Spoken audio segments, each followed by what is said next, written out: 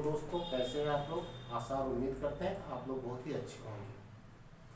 आइए आज हम चलते हैं भू राजस्व व्यवस्था में अंग्रेजों के समय में, और जहां से हमने पहला पाठ खत्म किया था उसके आगे अब देखते हैं क्या था।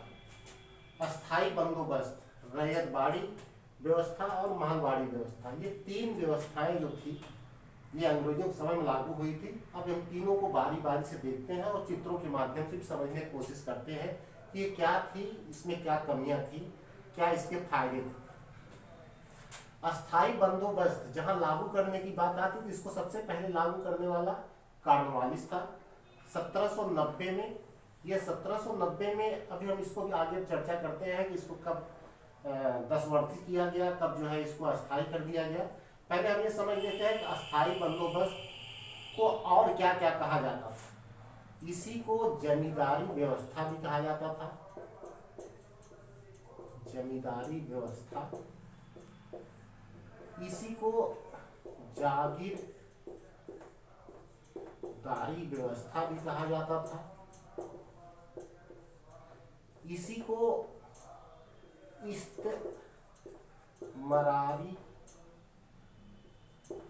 इस्तेमरारी बंदोबस्त भी कहा जाता था।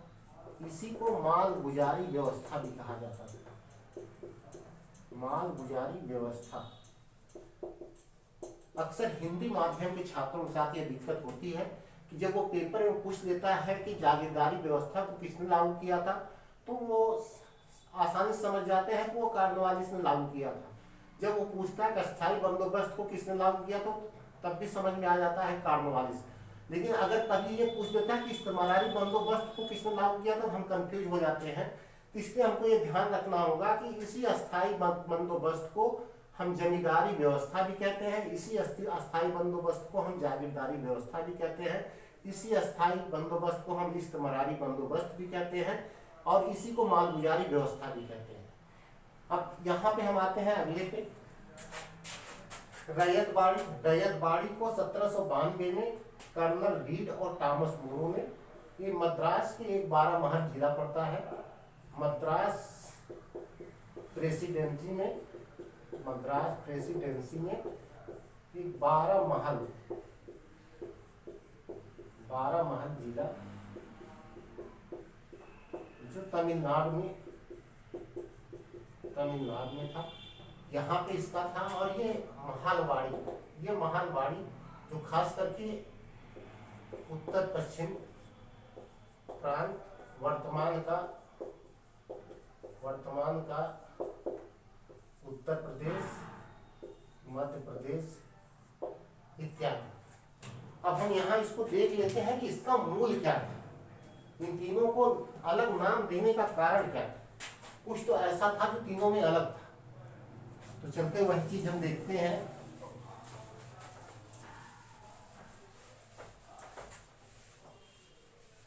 इसके हम मूल पे आते हैं। अस्थाई बंदोबस्त या जमींदारी व्यवस्था। अब भूमि, पहले हम ये प्रश्न करेंगे, अपने आप से प्रश्न करेंगे कि भूमि जो है, जिस भूमि से लगान वसूला जाएगा, जिस भूमि से लगान वसूला जाएगा, उस भूमि का मालिक कौन है। तीनों जगह जहां हम देखेंगे जिस भूमि से लगान वसूला जाएगा उस भूमि का मालिक कौन बनेगा। यहाँ पे जमींदारों को भूमि का मालिक बनाया किसने? अंग्रेजों ने जमींदारों को भूमि का मालिक बनाया, लगान वसूल करने का अधिकार दिया इनको, और एक निश्चित हिस्सा इनको मिलता था, एक निश्चित हिस्सा इनको मिल जाता था। यहाँ पर हम देखते हैं, यहाँ पर भूमि का मालिक जो पहले से वो किसान थे, उन किसानों को ही स्वीकार किया गया। भूमि का मालिक उन किसानों को स्वीकार किया गया।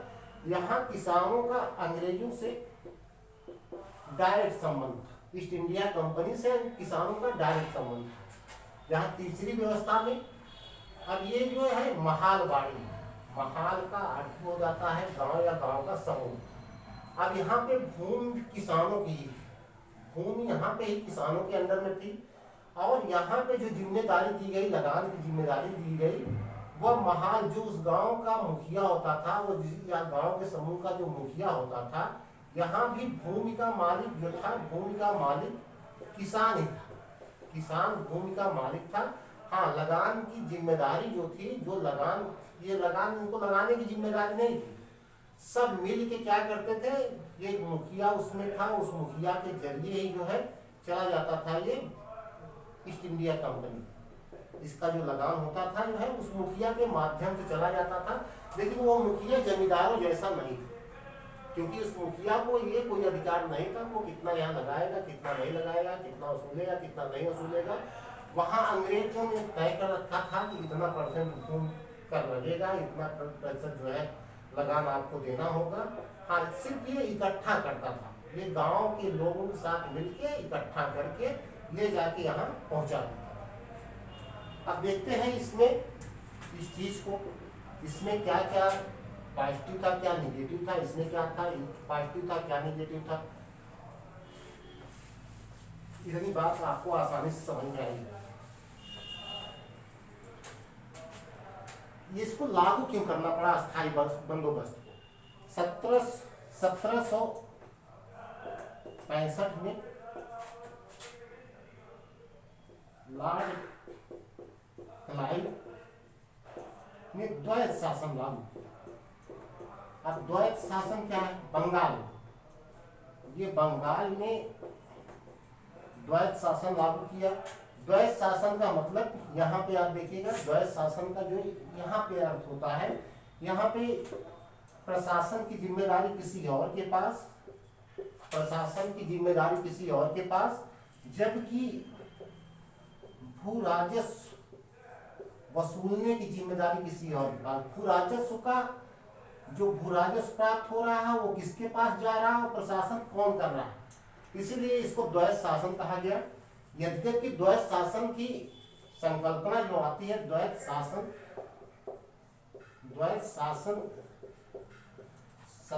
की जब बात आती है तो लियोनस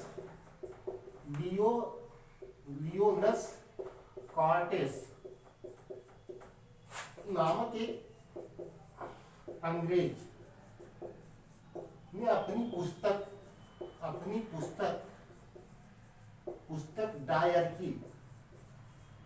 डायरकी में इसका वर्णन किया। द्वैत शासन का वर्णन कहाँ पे हुआ? सबसे पहले लियोनस कॉर्टेस की एक पुस्तक थी डायरकी। और भारत में द्वैत शासन को सबसे पहली बार किसने लागू किया? 1765 में लॉर्ड क्लाइव ने। यहाँ ध्यान दीजिएगा, हम यहाँ पे चले जाते हैं कि 1919 का भारत शासन अधिनियम, 1919 का भारत शासन अधिनियम में यद्यपि द्वैत शासन प्रणाली लागू की गई, द्वैत शासन प्रणाली लागू की गई, लेकिन इसके पहले हमें ध्यान देना होगा कि द्वैत शासन का भारत में जनक कौन था? द्वैत शासन का भारत में जनक जो था वो लॉर्ड क्लाइव था। वो 1765 में, और वो किस परिप्रेक्ष्य में था? भू राजस्व इकट्ठा करने के, भू राजस्व वसूलने का अधिकार और यहाँ प्रशासन का अधिकार। तो इससे दोहरा, अब ये जो नवाब होते थे उस नवाबों के ऊपर इसकी जिम्मेदारी पड़ी, और जबकि ईस्ट इंडिया कंपनी अपने हाथ में ले ली भू राजस्व का, तो इससे प्रशासन करना बड़ा मुश्किल हो गया और इससे बड़ी अव्यवस्था पैदा हो गई, बड़ी लूट घसोट हुई। तो जिसके कारण जो है वहां ब्रिटेन की जो सरकार थी, उस ब्रिटेन की सरकार को इस मामले में सोचना पड़ा। अब इसी कारण क्या होगा कि जब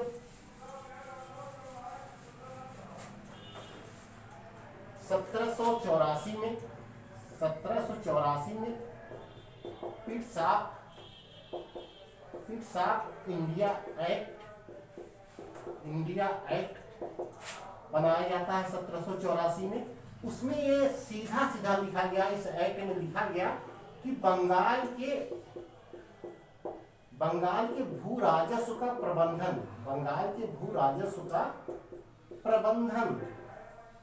किया जाए। सीधा का सीधा ऐसे 1784 के पिट्स ऑफ इंडिया एक्ट में लिखा गया कि बंगाल के भू राजस्व का प्रबंधन किया जाए, उचित प्रबंधन किया जाए। और इसी में देखते हैं कि 1784 के जरिए ही 1786 में लॉर्ड कॉर्नवालिस बंगाल का गवर्नर जनरल बनकर आता है।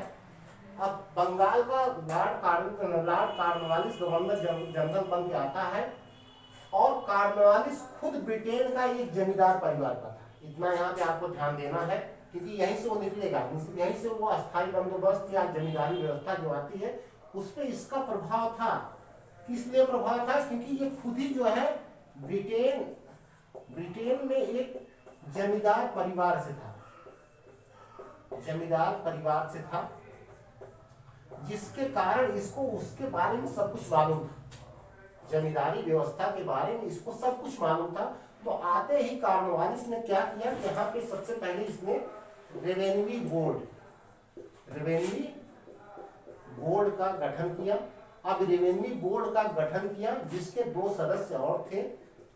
तो 2 चर्चित सदस्य थे, एक जॉन शोर था, ध्यान दीजिएगा, एक जॉन शोर, एक जेम्स ग्रांट। अब देखिएगा कि रेवेन्यू बोर्ड का गठन करता है कॉर्नवालिस, रेवेन्यू बोर्ड का गठन करता है जिसमें 2 सदस्य जॉन शोर और जेम्स ग्रांट। अब यहाँ पे वाद विवाद चर्चा होती है। अंततः कॉर्नवालिस की बात को सुना जाता है, कॉर्नवालिस अपनी बात को मानता है। जहाँ की जॉन शोर जो था ये जमींदारों का समर्थक था, जमींदारों का यानी भूमि का मालिक जमींदारों को बनाया जाए, जबकि जेम्स ग्रांट जो था ये नहीं चाहता था कि भूमि का मालिक जमींदारों को बनाया जाए, ये चाहता था कि भूमि का मालिक किसानों को बनाया जाए। तो जमींदार परिवार से कॉर्नवालिस विधान करता था। इस कारण जो है कॉर्नवालिस ने जॉन शोर की बात मानी और जमीन का मालिक जो है किसको बनाया, जमींदारों को बनाया। अब हम आगे देखते हैं इसके बारे में।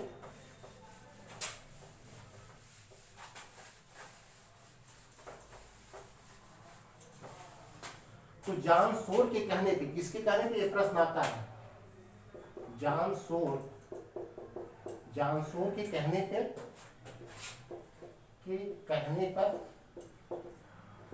पर जितना भी भू राजस्व वसूला जाता था, यानी जितना लगान वसूला जाता था, जो लगान वसूला जाता था, जैसे समझ लीजिए कि ये इतना क्षेत्र है, ये 100 बीघा क्षेत्र है और 100 बीघा क्षेत्र किसी एक जमींदार के अंदर में है। मान लीजिए वो जमींदार ए है, उस ए जमींदार के अंडर में 100 बीघा जमीन है और यहाँ पे किसान क्या कर रहे हैं, खेती कर रहे हैं। किसान जो है यहाँ पे खेती कर रहे हैं। 100 बीघा जमीन का मालिक कौन है, ये जमींदार। अब जमींदार क्या करेगा, इस 100 बीघा जमीन से लगान वसूलेगा। जितना, जैसे कि मान लिया जाए इस 100 बीघा जमीन से उसको 100 किलो अनाज प्राप्त हुआ लगान में। यहाँ ध्यान देना, लगान में उसको कितना अनाज प्राप्त हुआ, लगान में 100 किलो अनाज प्राप्त हुआ। अब इस 100 किलो अनाज में 11 किलो हिस्सा और 89 किलो हिस्सा, 89 केजी हिस्सा, 11 केजी हिस्सा ये जमींदारों का और 89 किलो जो है ईस्ट इंडिया कंपनी का, ईस्ट इंडिया कंपनी का। ध्यान दीजिएगा कि 11% लगान की हिस्सेदारी जो होती थी, 11% उसमें कौन पाता था, जमींदार पाता था, जबकि 89% कौन पाता था, ये ब्रिटेन के या ईस्ट इंडिया कंपनी के खजाने में चला जाता था, ईस्ट इंडिया कंपनी पाती थी। तो आशा है कि समझ में बात आ गई होगी कि जो भी जितना लगान होता था, जितना लगान जमींदार इकट्ठा करता था, उस लगान का 11% खुद जमींदार का हो जाता था और बाकी 89% जो होता था वह ईस्ट इंडिया कंपनी का हो जाता था। हाँ, इसमें एक टेक्निकल बात थी, एक सूर्यास्त कानून की बात आती है, सूर्यास्त कानून की बात आती है। ये जमींदार तब तक उस जमीन का मालिक बने रहेंगे, उनके आने वाली पीढ़ियों के साथ भी था ये। उसमें ये भी लिखा गया था कि ये तब तक मालिक बने रहेंगे या जब तक ये जमीन जो इनका लगान है उस लगान को ये ईस्ट इंडिया कंपनी के पास पहुंचाते रहेंगे। इस पे एक डेट निश्चित होती थी। जैसे मान लीजिए आज 26 जनवरी है, 26 जनवरी 2021 को जमींदारों ने एक डेट निश्चित किया है। 26 जनवरी 2021 को उनका जो 89% हिस्सा है वह हिस्सा जो है ब्रिटेन या ईस्ट इंडिया कंपनी के राजकोष में पहुंच जाना चाहिए। हर हाल में 26 जनवरी के शाम तक यानी सूर्य के डूबने तक इनका 89% हिस्सा वहां पे पहुंच जाना चाहिए, कहाँ, ईस्ट इंडिया कंपनी के पास। अगर 26 जनवरी 2021 शाम तक, अगर शाम तक सूर्य के डूबने तक ये हिस्सा नहीं पहुंचता था 89%, तब इस जमींदार से ये जमींदारी छीन ली जाती थी। यानी कि ये 100 बीघा जमीन के जो मालिक अब तक ये जमींदार के बने हुए थे, अब इनको यहाँ से इसको बेदखल कर दिया जाता था। अब इस जमींदारी को नीलाम किया जाता था। फिर नीलामी में बोली लगती थी, जो ज्यादा बोली देता था वो खरीदता था इसको। तो यहाँ पे एक बात समझ में आई होगी आपको कि 11% कौन किसका हिस्सा था, जमींदार का। 89% किसका हिस्सा था, ईस्ट इंडिया कंपनी का। सूर्यास्त कानून का मतलब क्या हुआ, सूर्यास्त कानून का मतलब कि एक निश्चित समय, एक निश्चित तारीख को आपको यानी कि जमींदार को उस समय तक, उस तारीख तक जो है शाम तक उसका ईस्ट इंडिया कंपनी का हिस्सा उसके राजकोष में जमा कर दीजिए। अगर नहीं जमा करेंगे तो आपकी जमींदारी जो है छीन ली जाएगी, फिर उस जमींदारी को किसी और को दे दिया जाएगा। हमें आशा है कि तेरी बात आपको समझ में आई।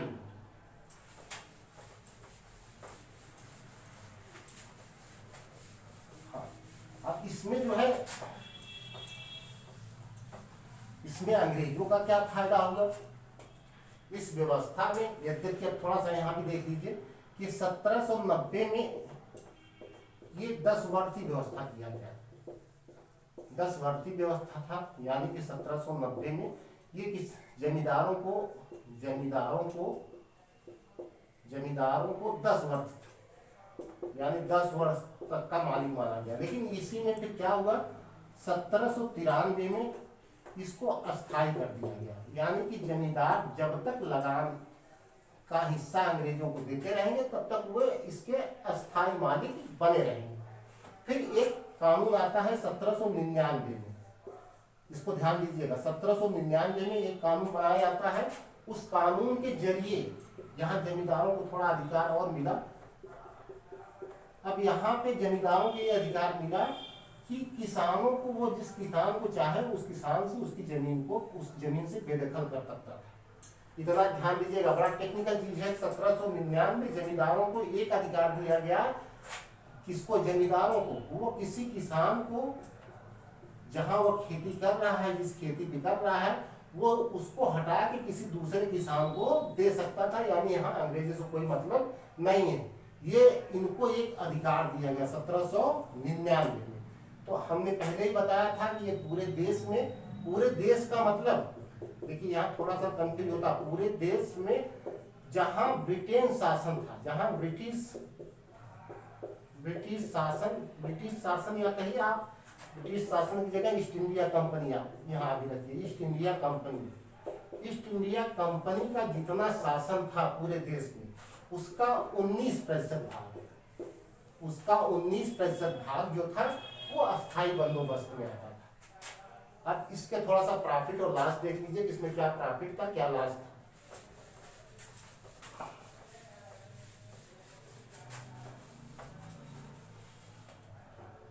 सबसे पहली बात कि अब जो कर्मचारी थे, कर्मचारी, अधिकारी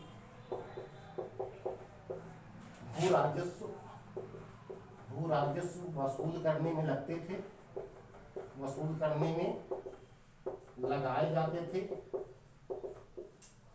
उससे ईस्ट इंडिया कंपनी मुक्त हो गई। अब इन अधिकारियों, कर्मचारियों को किसी अन्य कार्यों में लगाया जा सका। इसका पहला प्रॉफिट हुआ अंग्रेजों को।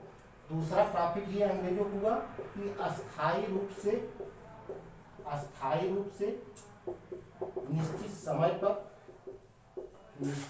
पर लगान उनको मिल जाता था, लगान मिल जाता था।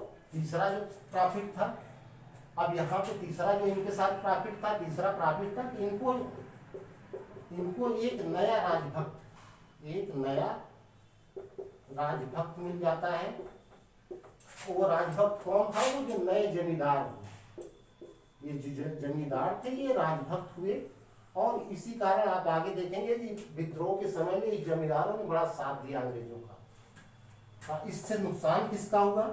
इससे नुकसान ये तो जमींदार जो थे ये भी अपने तरीके से कुछ काम करने लगे, और जमींदार जो है अपनी जमीनों को भी यहाँ छोटे छोटे जमींदार बना दिए। अपनी जमीनों के ही छोटे छोटे हिस्से को दूसरों को दे करके यहाँ लगान वसूलते थे। तो यानी कि जमींदारों के अंदर छोटे छोटे जमींदार भी पैदा हो गए, और इससे कृषकों के ऊपर अधिक भार पड़ा। और जब जमींदारी की बोली अधिक लगती थी, तो जब बोली अधिक लगने के कारण जो है यहाँ पे ये किसानों से मनमाना जो है लगान वसूलते थे। मनमाना लगान वसूलने के कारण कृषकों की दशा खराब होती चली गई। और सबसे बड़ी चीज कि इन्होंने उत्पादन के साधनों में, यहाँ ध्यान दीजिएगा, उत्पादन के साधनों में जैसे जो भी उत्पादन के साधन है, बीज है, खाद है और सिंचाई है, यहाँ पे जमींदारों या ईस्ट इंडिया कंपनी ने कोई व्यवस्था नहीं की। पूरा का पूरा भार किसानों के ऊपर रहा, जिसके कारण से किसानों की स्थिति दयनीय होती चली गई। हमें आशा और विश्वास है कि आपको ये अच्छा लगा होगा। फिर अगले में आपको हम यहाँ से बताएंगे रैयतवाड़ी और महालवाड़ी, और फिर तीनों की हम तुलना कर देंगे। धन्यवाद।